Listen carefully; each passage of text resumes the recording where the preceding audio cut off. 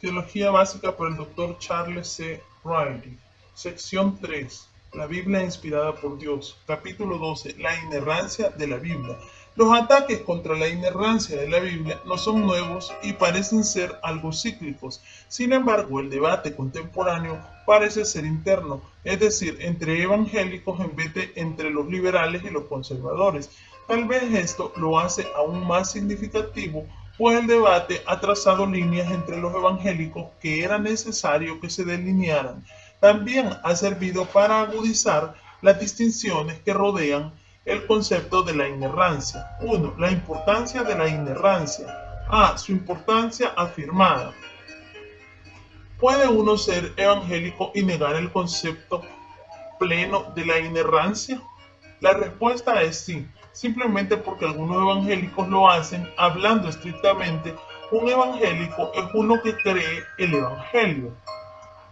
¿Puede uno ser cristiano y no aceptar el concepto de la inerrancia?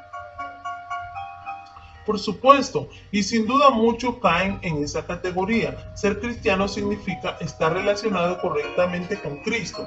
¿Puede uno ser bíblico y negar la inerrancia? No. Si es que la Biblia enseña su propia inerrancia, entonces, ¿cuán importante es esta doctrina?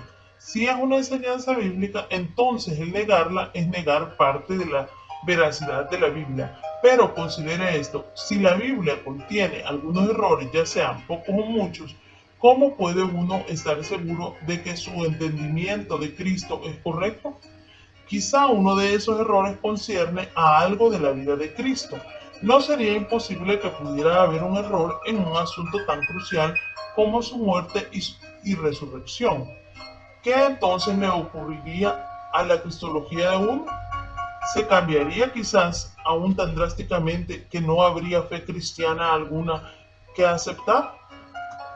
O suponga que la enseñanza bíblica sobre el Espíritu Santo fuese incorrecta. ¿Esto pudiera afectar la doctrina cardinal de la Trinidad? Lo cual a su vez pudiera también afectar seriamente la cristología, la soteriología y la santificación. Aun si los errores son en asuntos supuestamente menores, cualquier error expone la Biblia a sospecha en otros puntos que puede que no sean tan menores. Si la inerrancia cae, otras doctrinas caerán también. Cuando se niega la inerrancia, uno puede esperar algunas consecuencias tanto en las áreas doctrinales como en las prácticas. Algunos asuntos doctrinales que pueden ser afectados por negar la inerrancia incluyen los siguientes. 1. Una negación de la caída histórica de Adán. 2. Una negación de los hechos de la experiencia del profeta Jonás. 3. Que se quiten algunos de los milagros tanto del Antiguo Testamento como del Nuevo, basándose en cualquier explicación. 4. Una negación de la paternidad literaria mosaica del Pentateuco. 5. Una creencia en dos o más autores para el libro de Isaías. 6. Un filtrar con la teología de la liberación o aceptación de ella con su redefinición del pecado como social en vez de individual y de la salvación como política y temporal en vez de espiritual y eterna. Algunos errores de estilo de vida que pueden seguir a una negación de la inerrancia incluyen los siguientes. 1. Un punto de vista licencioso sobre la seriedad del adulterio. 2. Un punto de vista licencioso sobre la seriedad del homosexualismo. 3. Un punto de vista licencioso sobre el divorcio y nuevo matrimonio. 4. Una reinterpretación cultural de algunas de las enseñanzas de la Biblia sobre las mujeres, sobre la obediencia civil. 5. Una tendencia a mirar la Biblia a través de una regía psicológica moderna. La inerrancia es una doctrina importante cuya negación o dilución puede resultar en errores serios en doctrina y conducta. B. Su importancia diluida. Todavía muchos insisten en que la inerrancia es insignificante e inaplicable o innecesaria para la fe. Por lo tanto, todo el furor que se ha levantado sobre esta es meramente una tempestad en un vaso de agua y aquellos que insisten en ella están perturbando la paz de la iglesia. Pero esto simplemente no es el caso. La inerrancia es una cuestión crucial, pues si la Biblia no está completamente libre de error, entonces tiene que contener por lo menos un error.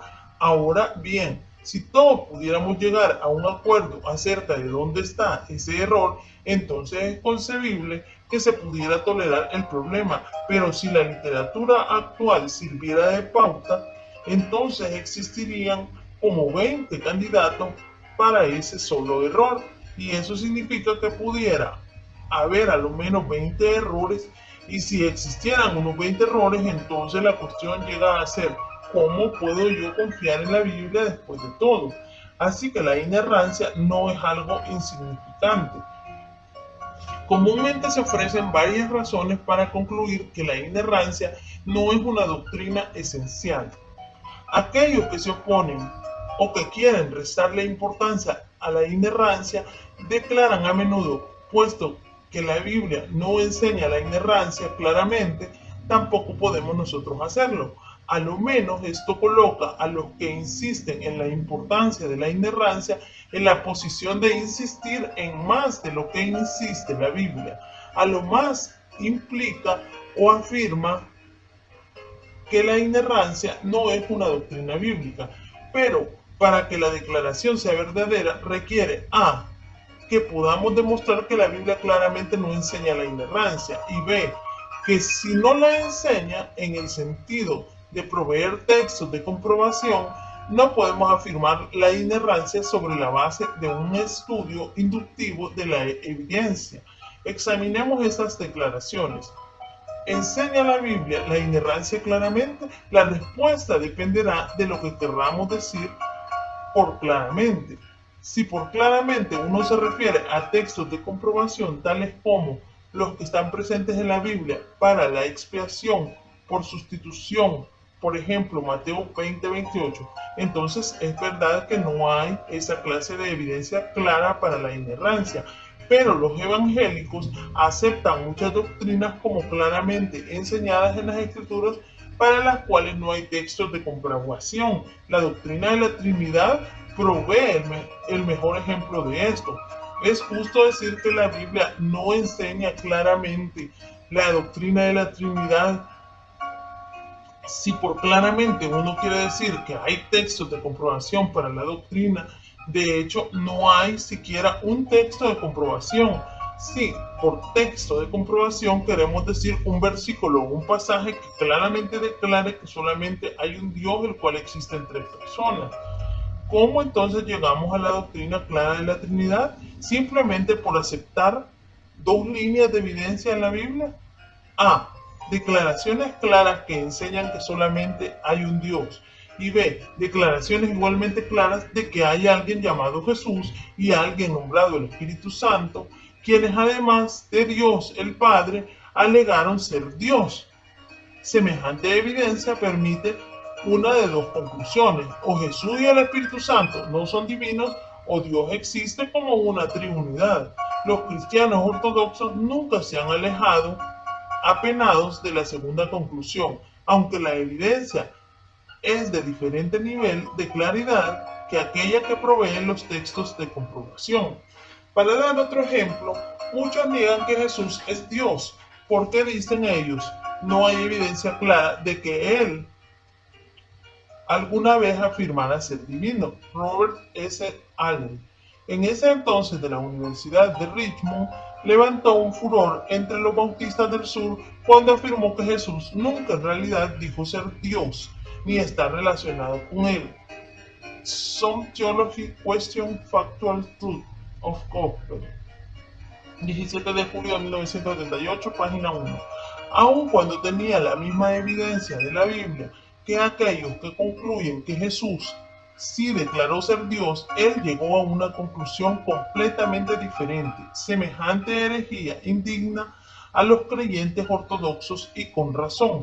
Aunque yo no he tratado todavía de la evidencia para la clara enseñanza de la Biblia sobre su propia inerrancia, vamos a admitir por el momento que sí la enseña claramente, aunque no necesariamente por medio de textos de comprobación.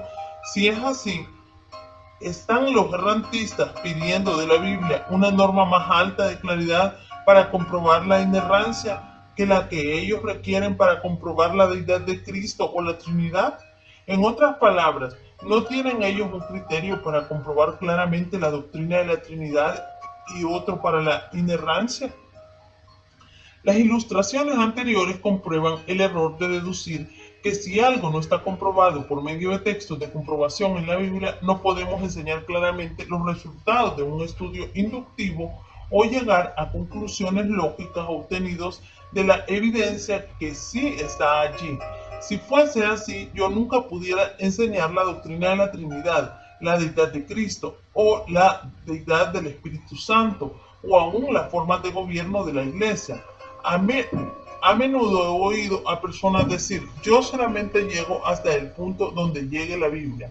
Esto puede ser una buena norma, porque nosotros nunca le queremos agregar a lo que enseña la Biblia, pero tampoco queremos omitir algo que enseña, ya sea por medio de textos de comprobación, deducción, inducción, implicación lógica o principios.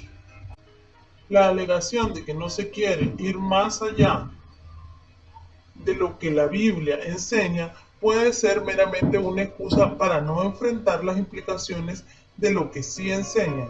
Y temo que para algunos esto ha sido su excusa por no querer enfrentar lo que la Biblia dice acerca de la propia inerrancia. La segunda excusa para diluir la importancia de la inerrancia es que, puesto que no poseemos ninguno de los manuscritos originales de la Biblia y puesto que la inerrancia está relacionada solamente con los originales, la doctrina de la inerrancia solamente es teoría y por lo tanto no es esencial. Nosotros no poseemos ninguno de los manuscritos originales de la Biblia y la doctrina de la inerrancia, como la de la inspiración, se le atribuye solamente a los manuscritos originales y no a ninguna de las copias. Las dos premisas anteriores están correctas, pero esas premisas particulares no comprueban en ninguna manera que la inerrancia sea una doctrina no esencial. Obviamente la inerrancia se puede afirmar solamente con relación a los manuscritos originales porque solo ellos vinieron directamente de Dios, bajo la inspiración. La primera copia de una carta de Pablo, por ejemplo, fue en realidad solamente una copia y no la original que Pablo mismo escribió o dictó. Tanto la inspiración como la inerrancia se atribuyen solamente a los originales. Pero reclamaría un errantista que la inspiración es una doctrina no esencial basándose en que no tiene los originales y que no le atribuye la inspiración a las copias? Yo creo que no. Entonces, ¿por qué lo dice? ¿Por qué lo dice de la inerrancia? Otro argumento es que la inerrancia es una doctrina reciente que no le preocupaba a la Iglesia anteriormente, por lo tanto tampoco tenemos que preocuparnos de ella hoy en día. El argumento de la historia de la Iglesia parece asomar su cabeza casi cada vez que se discute cualquier doctrina. Si la doctrina se enseñó en tiempos antiguos, esto supuestamente la hace más aceptable. Si por otro lado no ha sido enseñada hasta los años más recientes, entonces se cuestiona.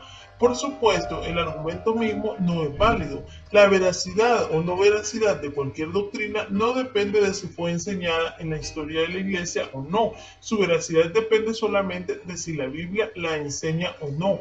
Ahora bien, admitimos que una enseñanza que nunca se ha oído pudiera levantar sospecha, pero la Biblia, no la historia de la Iglesia, es la norma por la cual todas las enseñanzas se tienen que medir. Aún así, la excusa de la historia persiste con la doctrina de la inerrancia. Es reciente, dicen ellos. Por lo tanto, el debate debe cesar. Algunos dicen que la inerrancia se originó con B. Garfield en Princeton hacia fines del siglo XIX. Otros alegan que Turretin, un teólogo luterano, la inició justamente después de la Reforma. En realidad, ninguno de los dos hombres la inició, Nosotros creemos que Cristo enseñó la inerrancia y lo mismo hizo el apóstol Pablo. Además, Agustín, Tomás de Aquino, los reformadores y otros grandes hombres la sostuvieron a través de la historia de la Iglesia. Admitimos que tal evidencia de la historia no valida la doctrina. Las enseñanzas de Cristo y de Pablo sí lo hacen y examinaremos esto más adelante, pero sí invalida la alegación de que la inerrancia es un invento reciente. Por ejemplo, Agustín en el 354-430 después de Cristo claramente declaró que las consecuencias más desastrosas tienen que seguir a nuestro creer que cualquier cosa falsa se encuentre en los libros sagrados. Esto es decir, que los hombres por medio de los cuales la escritura nos ha sido dada y a quienes se les encomendó escribir, pusieron en estos libros alguna cosa falsa. Si usted una vez admite que haya en tanto alto santuario de autoridad una declaración falsa, no quedará ni una sola sentencia en esos libros que si pareciera cualquiera difícil de practicar o creer, no fuera por la misma regla fatal refutada como una declaración en la cual el autor intencionalmente declaró lo que no era verdad. Epístola P28. Aquí en términos antiguos está la teoría del dominio. Además, Tomás de Aquino, 1224 a 1274, dijo claramente que nada falso puede estar detrás del sentido literal de la escritura. Suma Teología 1:10 a 3. También Lutero declaró: las escrituras nunca se han equivocado. Words of Luther 15, 1481. Juan Wesley, el fundador del metodismo, escribió: no, si hay algunos errores en la Biblia, muy bien pudiera haber 1000. Si hay una falsedad en ese libro, no provino del Dios de la verdad. Journal 6, 117. ¿Cómo puede cualquiera decir entonces que la inerrancia es un invento reciente? Pero aun si lo fuese, todavía pudiera ser una doctrina verdadera, solamente la Biblia, no la historia, no lo puede decir. 2. El significado de la inerrancia. Definiciones para la inerrancia no abundan. Los errantistas consideran que inerrancia equivale a la infalibilidad y entonces limitan su alcance a asuntos de fe y práctica o revelacionales o al mensaje de la salvación. Un ejemplo de esto: la Biblia es infalible, como yo defino el término, pero no inerrante. Es decir, hay errores históricos y científicos en la Biblia, pero no he encontrado ninguno en asuntos de fe y práctica. Stephen T. Davis, The Debate About the Biblia, Filadelfia, Westminster, 1971. A lo menos esta es una distinción sincera entre la infalibilidad y la inerrancia. El Pacto de Lausana declaró a la Biblia inerrante en todo lo que afirma. Sin duda, la frase es flexible, puesto que permite errores en áreas como la creación, donde, de acuerdo a algunos intérpretes, la Biblia no está afirmando hechos históricos. Tanto los inerrantistas como los errantistas pudieran suscribir esa declaración.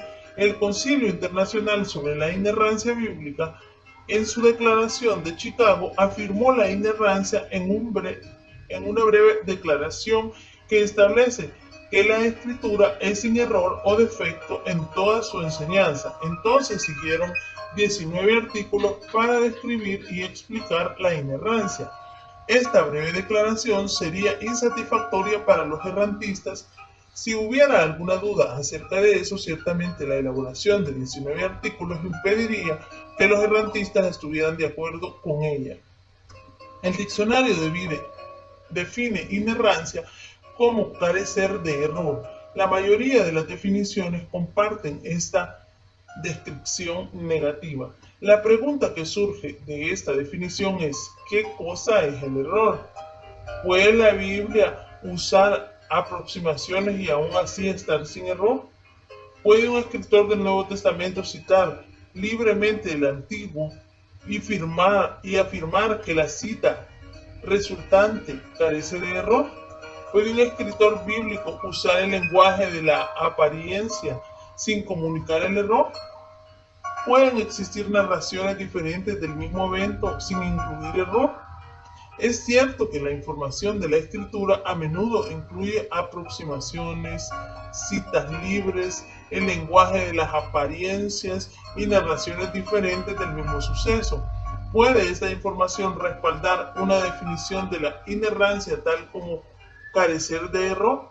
Obviamente la información y la definición tienen que armonizar si esa es la definición correcta de lo que la Biblia enseña en cuanto a su propia inerrancia. Posiblemente la tensión desapareciera si definiéramos la inerrancia positivamente. La inerrancia de la Biblia simplemente significa que la Biblia dice la verdad.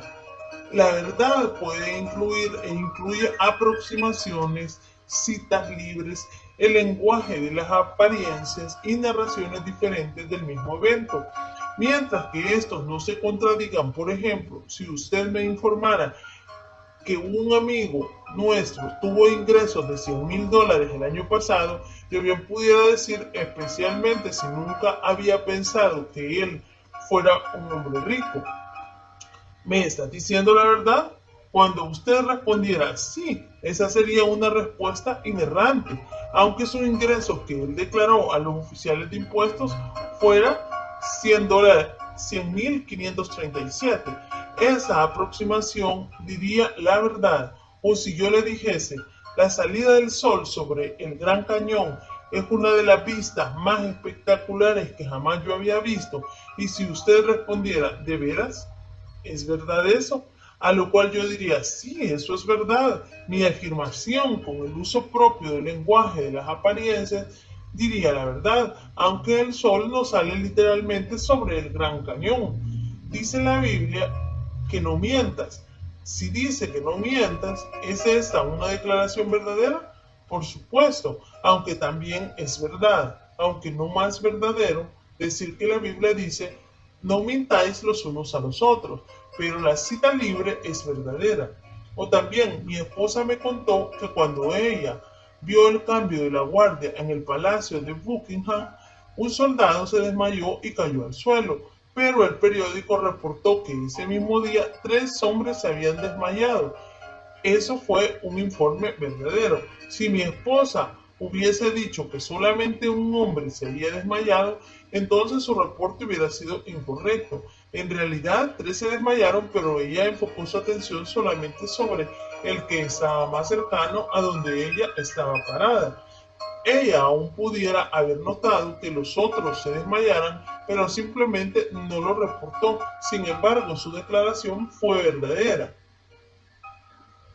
Si 1 Corintios 18 dice que murieron 23,000 en un día y número 25:9 informa que fueron 24,000, pero sin agregar la restricción en un día, entendemos que los dos están diciendo la verdad y probablemente ambas cifras son aproximaciones de la cantidad que murió ese día en particular y el número de muertes adicionales después.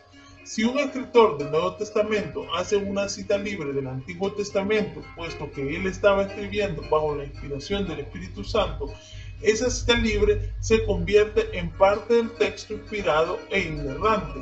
El Espíritu Santo, el autor tanto del Antiguo Testamento como del Nuevo, sin duda tiene el derecho de citarse a sí mismo como él desee y usar citas con significados que nosotros como intérpretes no inspirados posiblemente nunca hubiéramos visto. El uso del lenguaje de las apariencias es una forma común de comunicar, a veces más vívidamente que en el lenguaje científico.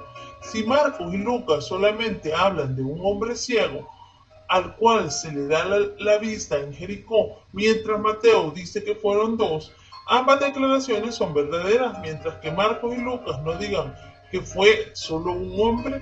La mayoría de los debates sobre la verdad y el error se desvían cuando se convierten en filosóficos y no realistas. La mayoría de las personas comprenden clara y fácilmente que las aproximaciones, etc., dicen la verdad. La Biblia es inerrante en el sentido de que ella dice la verdad y lo hace sin error en todas sus partes y con todas sus palabras. Si no fuese así, entonces ¿cómo pudiera el Señor afirmar que el hombre vive de toda palabra que procede de la boca de Dios? Mateo 4:4. Especialmente si toda la escritura es inspirada por Dios, segunda de Timoteo 3:16. 3. La encarnación y la inerrancia. La lógica de algunos todavía insiste en que cualquier cosa que incluya a la humanidad tiene que dejar lugar para la posibilidad del pecado.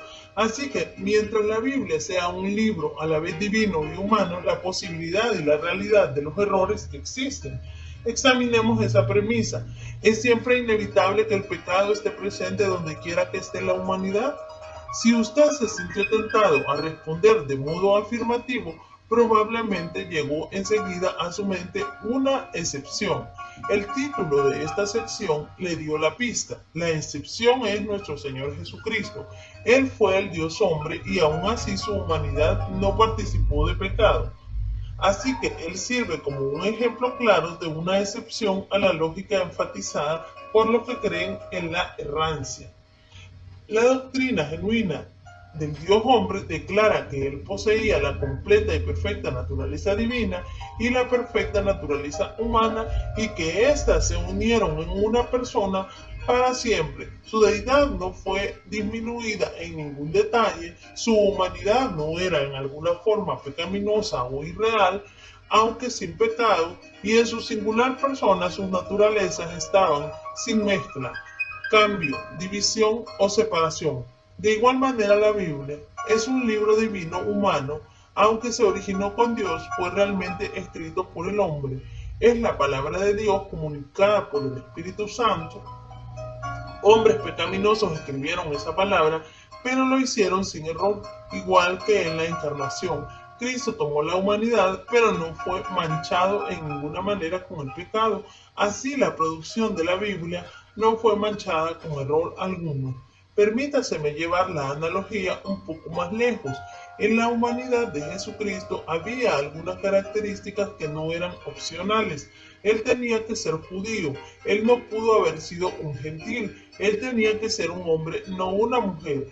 Él tenía que ser libre de pecado, no pecaminoso, pero sí había algunas características de su humanidad impecable que se pudieran clasificar opcionales. Jesús pudiera haber poseído la humanidad perfecta dentro de una variación de algunas pulgadas en su estatura al llegar a la madurez.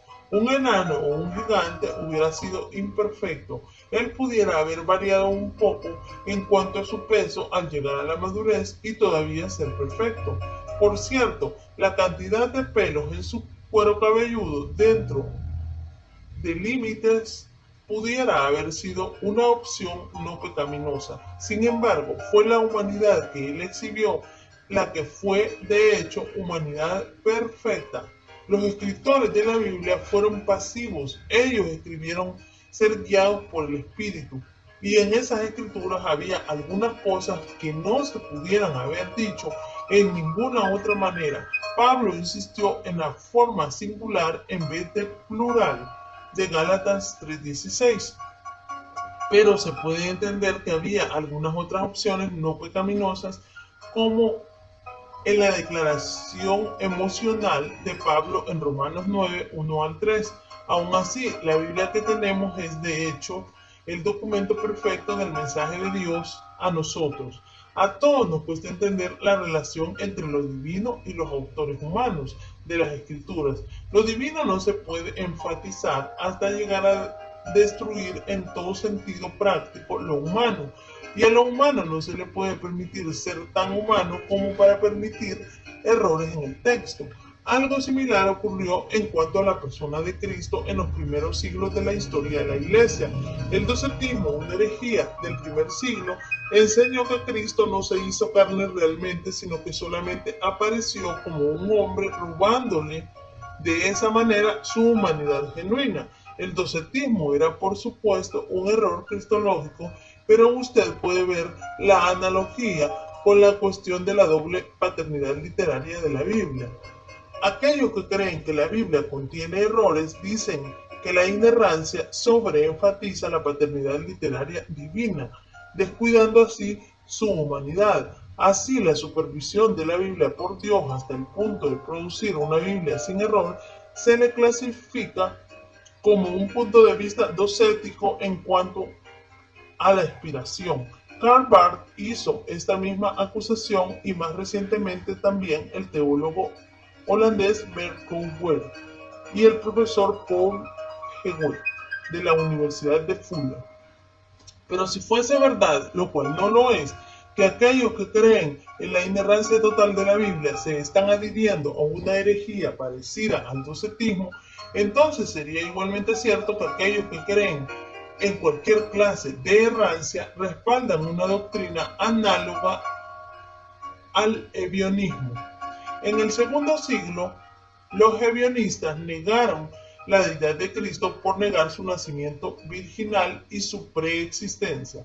Ellos consideraban a Jesús como el hijo natural de José y María, que fue elegido hijo de Dios en su bautismo, pero no como el eterno hijo de Dios. Pensaban que Jesús fue un gran profeta y más alto que los arcángeles, pero no divino. Ahora bien, si la inerrancia es supuestamente una herejía como la docética, entonces la errancia, aunque limitada, es obviamente una herejía parecida al ebionismo, puesto que la humanidad de la Biblia tiene que permitir errores en la Biblia de acuerdo al punto de vista errantista por el hecho de que hombres genuinos tuvieron participación, no se puede garantizar que sus escritos estén libres de error, aunque el Espíritu Santo los dirigió y los inspiró. Eso es un error parecido al ebionismo.